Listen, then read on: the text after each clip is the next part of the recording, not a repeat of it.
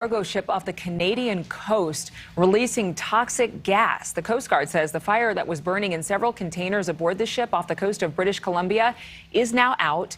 They say the fire damaged 10 containers. The Joint Rescue and Coordination Center says crew members were safely removed from that ship. Now, as disruptions of the supply chain slow down cargo ships, they slow down truck deliveries, the ripple effect is reaching small businesses all over the country. Really, it's reaching all of us. Our own Aaron Nolan is live with more on that and some business owners and what they're doing to help the bottom line during this crazy, crazy time. Aaron? Adrian, good morning to you. It's no secret that big companies have had to do a lot of juggling when it comes to the pandemic. But the small business may have been hit hardest. Here in the South, we're surrounded by small businesses. But right now, they're dealing with supply chain issues. They're dealing with what's on the shelves, what's not on the shelves. And again, it goes back to those buzzwords, supply and chain. When you're dealing with an infectious disease. In March of 2020, the world changed as COVID became a part of life. Shortly after that, the supply chain was hit.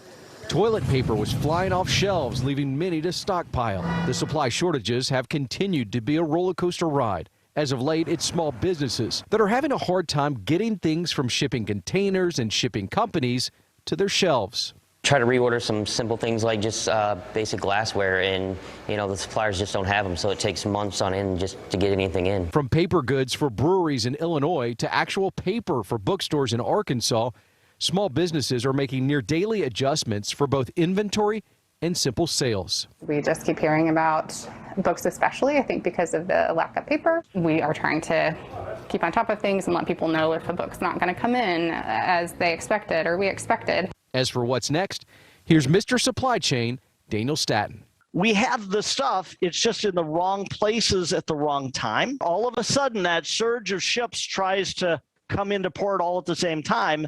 Well, the port can't handle that many. There aren't enough containers to carry everything all at once. There aren't enough trucks to haul all of the containers. So it all comes down to getting those things out of supply containers to the business to get to the consumer. And Adrian, as we talk about this supply chain issue, we're talking about builders who can't get lumber. We're talking about some businesses, some known businesses that are changing their menus at restaurants because they can't get those supply in. And of course, then you also have worker shortages. I can tell you, I've seen fast food restaurants in my area here in the South that have closed their indoor dining. Not because of the pandemic, not because of the fear of mask or no mask, because they don't have the people to staff the dining room.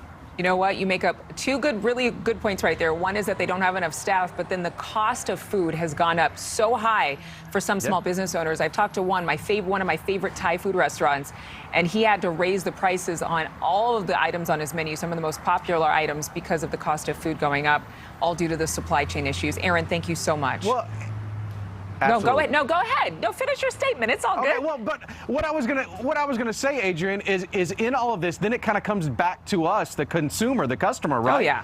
For an understanding, some grace in these moments that when we go to restaurants, we're going to have to pay a little bit more, and that's okay. You know what? That pineapple cashew fried rice is worth every penny, let me just tell you.